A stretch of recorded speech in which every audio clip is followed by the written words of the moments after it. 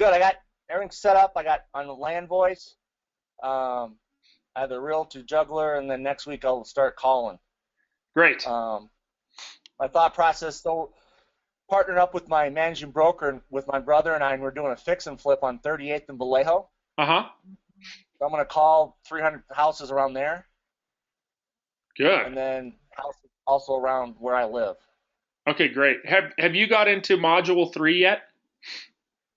I have not. Okay, we go I through think I tried. I don't think anything was on there. we'll try again. It's all updated. Okay. Yeah. Okay, cool. Yeah, it's all updated. I Okay. probably was in editing it when you were logging on. I've been adding I get these aha moments and I add stuff. Okay. so Well, so yeah, and I guess the big question I would have also, I know you say obviously just get the listing appointment, but uh, compete, once you get in front of them, I really want to separate myself from everybody else, yes. you know, Yeah, we'll go so I'm through trying to that. wrap my head around that. Okay. We go through the pre-list pack, the listing presentation, and the presentation in step 4 and 5. Okay. So we'll get through that. I'm kind of wanted to my goal is to kind of stage it um stage it out so you're going to need it as you need it. You know. Okay. Yeah, my experience has been if I give things too soon, what ends up happening is paralysis sets in, right? It gets overwhelming. Yeah. So, okay. So next week you're going to start your calls and um you got your dialer set up. Have you did a test session with the dialer? No, I talked to Chad. I think I'm just gonna hand dial. Okay. So I did, but I'm signed up with Land Voice for the leads. Okay. You're not gonna use the dialer? Probably not, because but in 6 weeks, Hmm. um, I don't think right now I could afford it. So, I was under the impression it was included with our package deal, so I'll reach out to him. oh, it is, but I Oh, mean, in 6 weeks, it's a 6 week deal. So, yeah. So okay. part of the program, here's what you're going to run into though, is part of the program is to get you really, really efficient so you can consistently generate leads. So at some point I'm gonna ask you to get on the bicycle, Sean, and try to ride the All bicycle. right. Okay. And here's the thing, it's a little intimidating at first, just like anything, but um, you get used to it pretty quick. And once you understand the efficiency in it, you'll love it. It's Okay. just getting over that initial anxiety of using it, you know. But we'll walk you through that whole thing on how to overcome that.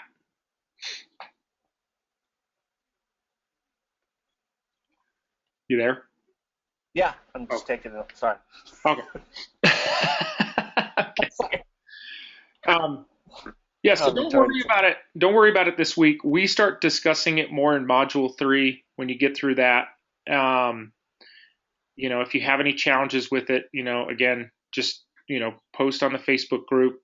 There's people in the group that are already using the there's people in the group that are already using the dialer. So I'm sure they'll be happy to kind of give you suggestions or anything that, when it comes to how to handle it. Okay. And the Okay. anxiety that comes along with initiation of it. Okay. Sounds good. Okay. So just don't write it off.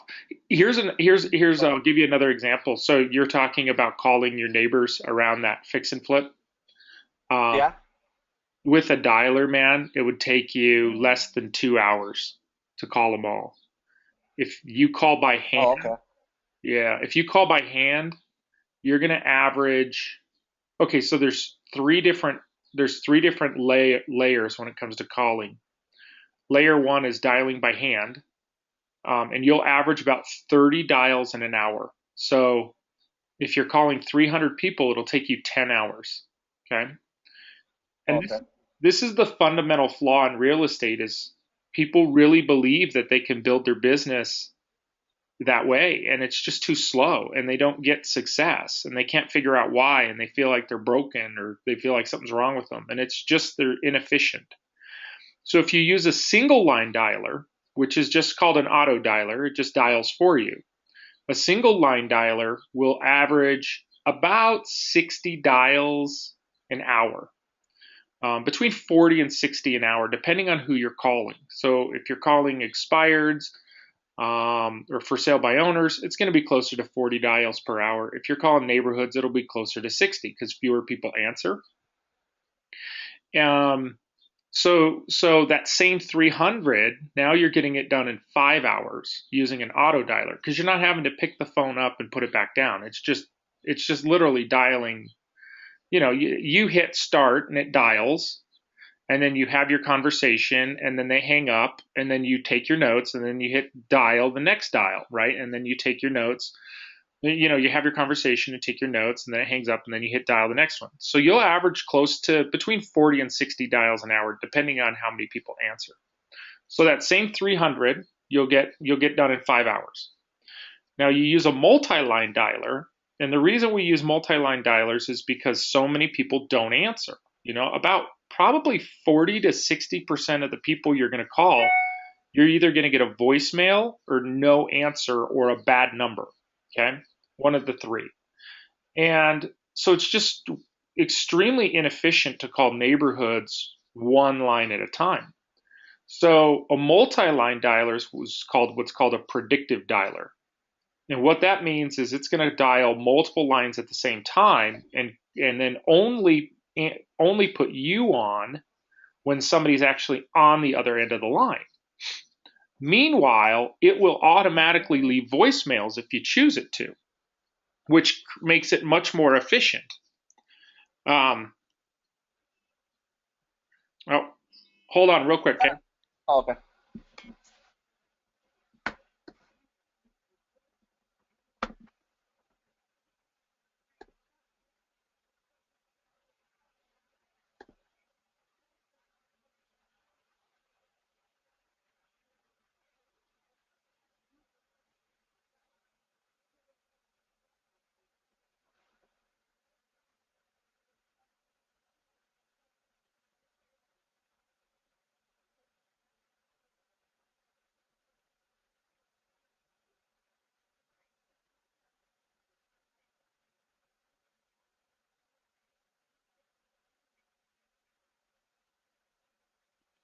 Okay, guys, I apologize for that. That was my kid's school calling my kid's daycare. I had to grab that. Oh, All's good. All's good. gotta answer those. Yeah. You get nervous when the school's calling. Those are free, right? High priority conversations. Okay, so the predictive dialer, though, just to finish that conversation, the way it goes is it will automatically leave a voicemail if you choose it to, and it'll allow you to get through up to. I mean, those things can go really fast. You can get upwards of 300 dials in an hour, but then your efficiency overwhelms your effectiveness. So I like to see numbers around 75 to 115 dials per hour on a multi-line dialer. And with that system, that same 300, you could get through in about 2.5 hours. You could get through that entire neighborhood. So it's just much more efficient. Okay. And what you'll learn is there's a ratio that occurs. And the ratio doesn't change. It's very interesting. It shows up all around the country. It shows up with all my coaching clients. And the ratio is a certain number of people you talk to, somebody is going to want to come meet you and talk to you about real estate. And once you figure that ratio out, then you can build a business plan around it to consistently generate leads. And everybody's ratio is a little different, but it's pretty close. Everybody's pretty close. So, okay. Okay. Hi, Christy. I see that you are on, and if you have any questions, I can unmute you. Just let me know. Ask that question to him. If you're on a multi-line dialer and you got a couple of rings happening and somebody answers, how do you know who you're talking to? Oh, that's a good question. The dialer will bring up their contact information, so it'll let you know who's on the other end of the line. Um, Okay. Sometimes there's a At the, little. I'm sorry. Go ahead. well, and I was just, and at the end of it, say no one answers. Will it log who all was called and what number was left in voicemail, so you can kind of keep an It does. organization of who we hit and who will you know? And also what happens in the event you've got you got four lines being called, two of the four actually pick up. How does it prioritize who's getting the call? Oh, look at all these good questions. Okay, well, let's take them one at a time. So, first question was do you know who's on the other end? Yes, it will prioritize and pull up the contact information of the person who's on the other end, and at least if nothing else, you'll have their name and address. Typically, sometimes though, when you get on the other end of the line, it may or may not be the person there. So you've got to be kind of on your feet. Like I'll give you an example. Like you'll call somebody and it'll be the parent of the person who owns the property and not not the actual person. So it might say John Smith, and you get on the phone and it's Sally, right? And Sally's like, no, this isn't John. Um, this is John's mom, right? And because the systems that we use to pull the phone numbers will pull any phone number associated with that address. So sometimes you get relatives and stuff. Sometimes you get renters. So you've got to be kind of on your feet there and just say, oh, well, great. Can I get John's contact information? I'm calling him about, the house on 123 Main Street. Now, if two people answer, okay, this is what occurs is you have what's called a drop message setting in the dialer. And the drop message setting will allow you to pre-record a message that will be played to them. So we've all been in the situation where you get a phone call and nobody answers, right? Have you been on that one? You know what I'm talking about? Yeah. So that's Yeah. using a multi-line dialer. And like I use LegalZoom a lot. And when there's something wrong with one of your things, they just throw you into the round robin of people that they need to get a hold of that day. And I recognize their phone number, so I always know it's them because I use them a lot. And sure enough, about half the time it's blank on the other side. It's just quiet, and I know that I'll hang up and they'll call me back in a minute. So I know they're using a multi-line dialer. I don't love that though for prospecting, especially into areas that are my neighborhood that I want to specialize in. Right. Yeah, in a neighborhood you want to specialize in, you want to be kind of an ambassador of the neighborhood, right? So you don't want to be an annoyance.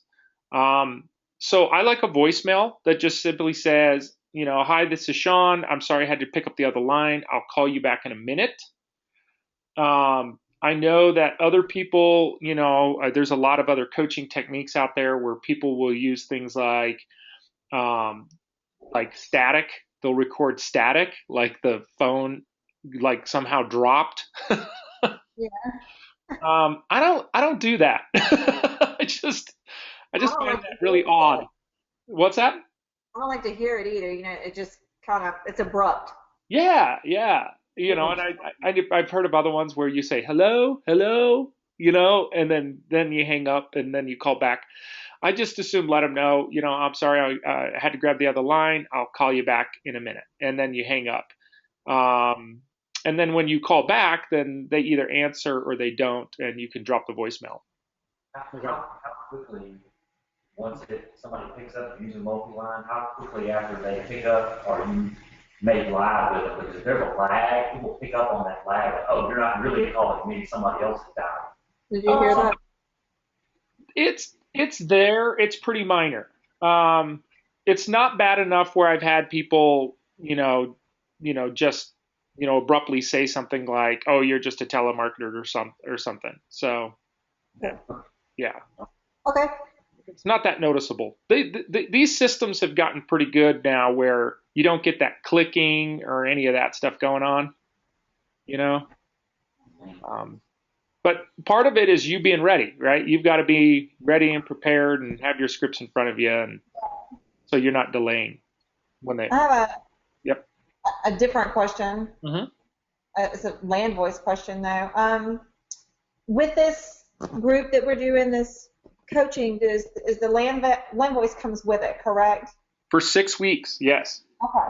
Okay, because I know that I've been getting an email, and we emailed Chad as far as it kind of lets me log in, but I can't change my password. Just I've got some technical difficulties, but I'll just hold on that. And do you know? I know that land voice, as I can see it, it pulls from FMLS, but here in Georgia, especially when you're south of Atlanta, we use just like a Georgia MLS, which is it's just different in a couple of different ways. But is there a way for me to research if there's any company that's like a land voice that will pull from that database? Oh, wonderful. Have you asked Chad if he can get you that other MLS? No. Oh, yeah, I'm sure he can. Yeah, I'm sure he can. Okay. Okay, perfect. Good. And if not, there are many, many other companies out there. And so if that's the case, just post it on the Facebook group, and we'll be happy to follow up with you about what other options there are.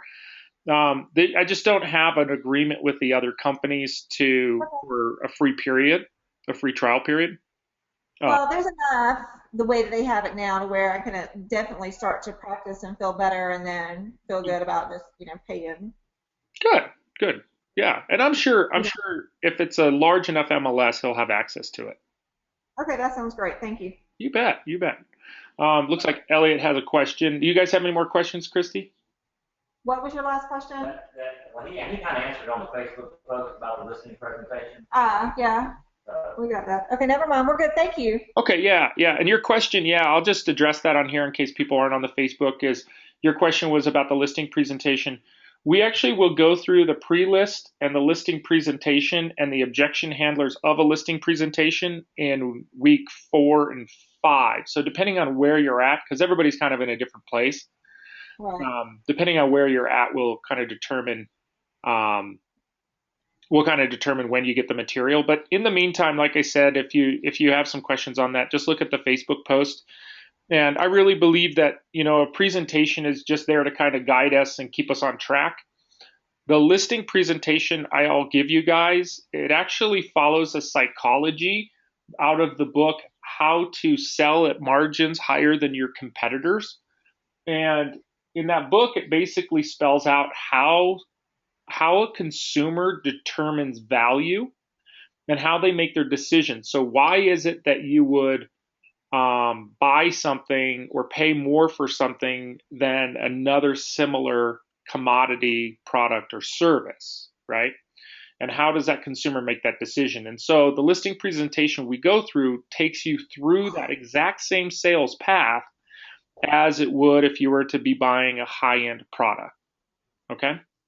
Does that go back to that same analogy with the high-end watch that you're going to buy at a jeweler versus a yard sale? No. No, this is totally different. You know what I'm talking about, though? I do. The objection handler for why should I hire a real estate agent? Yep. Yeah. Okay. Yeah, and we'll handle that when we go. We'll handle that objection handler when we talk about for sale by owner scripts. Okay. We'll go through that, but this is more the psychology of why somebody will pay extra for something. Interesting. Okay. Yeah. So if another competitor is offering commission, let's say 0.5% below you, how are they going to determine if your value is worth paying more for? That's the key. Okay. So part of the thing that I spend a lot of time in coaching, especially with some of the top agents I deal with, is not only how do you increase your price point, but how do you maintain or increase your commission without putting yourself in a situation where you increase volume and decrease commission. Because that's what typically people do is they think, well, if I do 25 deals, if I did 50, I could charge less. And so we want to make sure that we're, if we're going to increase, we want to still make sure that we're providing value. Yeah. I just want to get business. Cool. So Yeah. Elliot made a statement talking back about Mojo. He says, and Elliot's on the call, and he is, you know, about 10 years in prospecting this way and generating business. So he's a great resource for us, and he participates a lot on the call. So if you weren't on the call last week, there's a recorded version. But he says Mojo will pull smaller markets for you for a small additional fee too. So that's good to know. And all right. And then Sean is asking if we have flexibility to reduce commission, should we? That's a great question, Sean. Well, I'm going to just click over and we're going to have that conversation. Hold on. I'm going to mute you, Christy, and I'm going over to Sean. Okay. Hey, Sean. Hey, Okay. So your question, go ahead and restate it. so yeah, I pretty much would have the ability to fluctuate my commission based on what my managing broker and I have discussed. So I know I don't ever want to discount because I don't want to sound like a discount broker, but in my reduction, I'm thinking nothing less than 2.5. But then Just again, I have it. hold on. We can't state commissions on these webinars because. Oh, sorry. Yeah. So we can talk in generalities, but we can't state what the actual commissions are due to price fixing laws. So. Oh, okay. Sorry. No problem. So anyway, I have that ability, but so then I think, okay, does the potential client think I'm reducing and not offering as good a service as I should be? You know, the analogy that I love is if you can think about, like, let's say I had a Ferrari, and it was 2015 Ferrari, and I drove up to your office and I said, "Hey, Sean, I have this Ferrari for you. It's out in the parking lot. I'll sell it to you for $50,000, right?" And what's the first thought that goes through your mind? It doesn't work.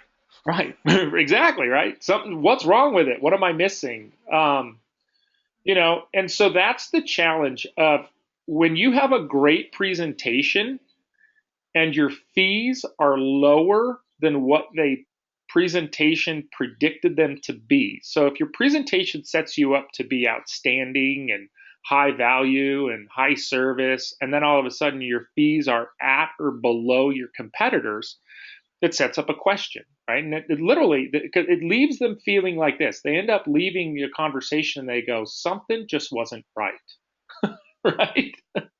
Yeah. So the important thing about that is in staging your fee structure, you want to set up your value as being very clear and very high value. So having a very clear marketing plan, have a very clear pricing strategy, have very clear testimonials about your past experience, either in real estate or out of real estate, right? Whatever that is. So they know who they're dealing with. They feel comfortable with you.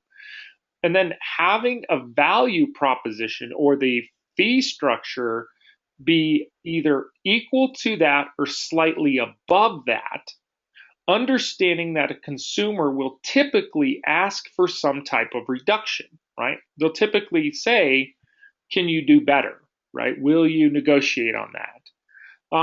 And then in that, having predetermined what you're willing to wiggle on, right? So what I suggest is starting with a commission a little bit higher than what you feel your value is, okay? A little bit higher. Even if you offer a discount as your first offer, people are conditioned to not want to negotiate in real estate commissions. Most of them understand it is negotiable. So they're going to bring the question up, right? They're going to just do it. So just be prepared for it. And then when they negotiate, offer a small discount, not a large discount, okay? Either a percentage that's equivalent to a few $100s or a few $100s. Don't drop points, right? Don't be like, oh yeah, I'm going to go from X to Y, right? You're going to go from X to Y.8, right? Whatever that is. And then you're going to justify specifically why they earned it. Okay. So here's how the Okay. conversation goes. Oh, well, for you, I'll do it for this because your house is so well conditioned. For you, I'll do it for this because you've chosen to price your house where I feel confident I'll be able to get it to sell. Okay? Because if you don't set up the stopgap in the process, right? Because any negotiation is an exchange. I'm exchanging you keeping the house in outstanding condition for this reduction of a few $100s. Or I'm exchanging you being agreeable on a reasonable price in exchange for the reduction in the commission. Instead of, okay, I'll do it for this, right? Yeah. Because that just ends up with, oh, I could have went lower, right? That's where Yeah. I should have asked for more. And then when you go to negotiate the inspection, they expect you to be participating in that. Okay? Yeah. Then you kind of sound desperate. Makes you sound desperate. Yeah. Yep. And so really having a predetermined plan before you go into listing presentation on what exactly your commission structure is, and when you're asked to negotiate, what strategy you're going to follow to negotiate. Okay. Now that being said, I do want to be clear. There are times in a real estate transaction or in a listing where somebody just literally cannot move without netting a certain amount of money. Okay. And in those cases, sometimes we have to make concessions in our commission in order to make the transaction happen and or get them into the other transaction. But that's a different scenario, and you have to redefine that in your mind because you can't set up all of them that way. All of them don't have to walk away with X number. But if they're in a situation where they want to work with you, yet they just cannot move forward unless somehow we make some type of consideration, then make the consideration if you still have profitability. Okay. Don't cut into your profits though to make a deal. That doesn't work. Okay. Yes. That makes sense. Yeah. But look, if anybody ever tells you I don't negotiate or I never negotiate, I don't typically believe them when they say that because there's just times where you have to, Yeah. and there's times where it's good business to do that. I remember I bought a car one time when I was 20. I was 20 years old, and I bought a $27,000 Z71 Chevy pickup truck, and I couldn't afford the payments. I was dying. My payments were $475 a month, And I remember I called the manager of the dealership and I told him, I thought it was really unfair that somebody would put me in a situation that I couldn't afford this vehicle. And he called me in and he said, okay, this is what I'm going to do. I'm going to take the truck back and take the loss on the truck, but you've got to buy another vehicle from me. And I know dang well he lost money on that deal to get me out of that truck, but I tell you, it made me really loyal to that company. And I've told this story, probably 100 times to people when they talk about, where they should buy a vehicle. So sometimes doing it is the right thing to do, and it's the right thing for your business. So, Okay. makes sense? Yes, sir. Thank you. But that's not every time. Yeah. It's not every time. Okay. All right. Christy has a